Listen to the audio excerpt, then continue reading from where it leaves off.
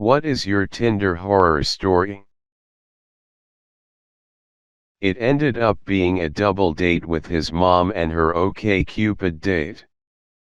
He told me that he and his mom were a package deal. I was mortified and there was no second date. That reminds me of a story from high school, although not a dating story. Knew this kid from school. His dad was an Episcopal preacher and he and his kid were huge Star Wars fans but never had the chance to see it on a big TV at the time. The average TV was like 27 inches and this TV was like 50. Anyhow, halfway through the movie it's nighttime and pitch black out in a rural area. The kid tells me his dad would love to see this movie on the big TV. He then tells me his dad has been waiting outside the house in his car, in the dark, the whole time, on the off chance the kid could work it into the conversation and the dad could come inside and watch the movie. Cue me, waving at this car in the pitch black for this guy in the full black suit with white collar preacher to come inside and watch the rest of the movie with us, which is half over by now. My parents, watching this guy walk inside in the middle of the night, looking horrified and wondering WTF is happening. Not me, but I worked as a bartender for a while and heard a lot of horror stories secondhand. This one girl who was a regular came in and told me about an awful Tinder date she had. Not sure of the specifics, but it wasn't bad enough for her to not bring him home afterward. He leaves the next morning, she brushes it off as a one-night stand, and a few days later, her debit card gets declined. Odd, since she is a bartender herself at a fairly busy place in our city and is good about saving and usually flush with cash. She goes to check her debit card, turns out there were a bunch of charges at Best Buy, Grubhub, a bunch of other stuff. Curious, she checks her credit card too. There she found a bunch of charges for streaming services.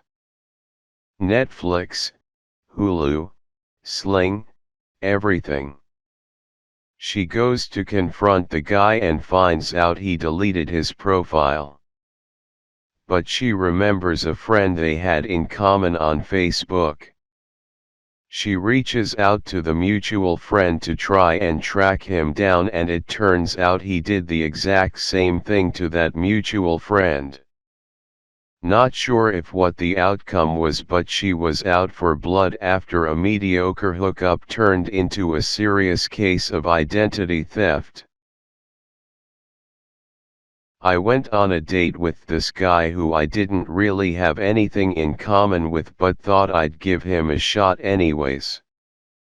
We met up at a bar and he had already pounded 2 pitchers of beer but was completely sober, at least from what I could tell. We hung out, talked, and although he seemed nice enough, I wasn't quite feeling it. I wanted to leave but he convinced me to go to another bar to get one last drink. Seeing as it was only about 8 p.m. I agreed to one more drink. We were sitting at the bar and a couple was making out next to us. He looked at me and asked what I thought people in the bar would do if he and I started making out. I knew where this was going. I tried to laugh and make some joke about no one paying attention. He then insisted that we should make out. I nervously laughed and told him that wasn't a very good idea and excused myself to the restroom.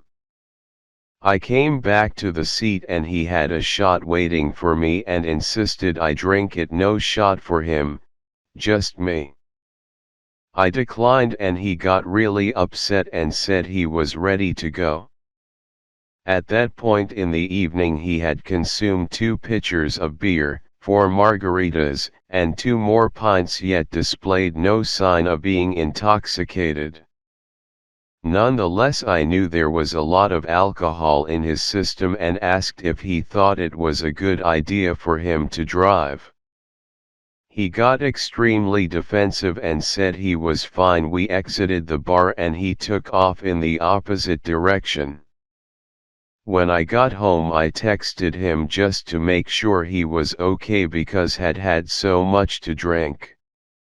His response: "I only date girls IF on the first date. Dodged a bullet with that one." I've been waiting for the right thread for this. After a movie date with a guy I met on Tinder, we came back to my place. We'll call him Dude. I told him we could hang for a bit, but I have work in the morning so I would need to go to sleep soon. Dude said that was fine, but he was hungry and he was going to order food. Okay, sure. Dude orders 2 large subs from Potbelly and a milkshake. Downs it. No judgment. He's 6'4", 210 pounds, younger, still growing, by all means. I didn't think anything of it until later. We end up messing around a bit and fall asleep in bed. I wake up to my front door opening and closing several times over a 5-minute period. My dogs are going nuts, and it's 1 a.m. What the heck is this guy doing? I open the door to my room that opens up to the rest of my apartment, and my bathroom is to the left where the light is on and the door is wide open. I walk around the corner to make eye contact with Dude, who is in a squatting position over my toilet, with a stick, poking around in murky brown poop water that is millimeters from overflowing onto my bathroom floor. Horrified, he yells, "Stop looking at me. Go back to bed." I have it under control.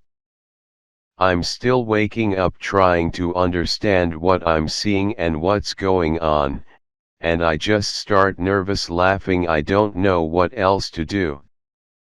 He yells, "Why don't you have a plunger?" And I said I don't know, I never needed one until now. He tells me to go back to bed. He has it under control. I'm so disturbed, tired, can't process what's happening and have work in the morning. I go back to bed. I remember hearing him peek in my room a bit later and heard, "I fixed it." And then heard him leave and my door close behind him. The next morning, I hesitantly approach my toilet to find the water is down. But there is something poking out from the bottom of the toilet, like he didn't get it all. Upon further inspection, what I was seeing was the tip of a stick.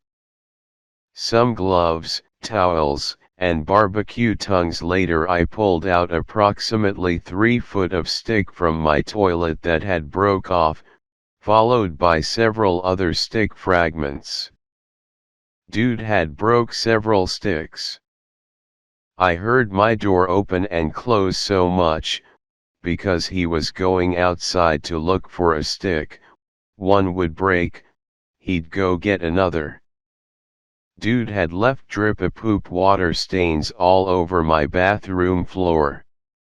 He also left my apartment so fast, that he left his underwear, and undershirt, and socks. After work that day, I went straight to the store and bought a plunger. Lesson learned. TLDR, guy from Tinder ate a bunch right before bed, took a huge poop while I was asleep, woke up to him trying to plunge the toilet with a stick he found outside. Please like, comment, and subscribe.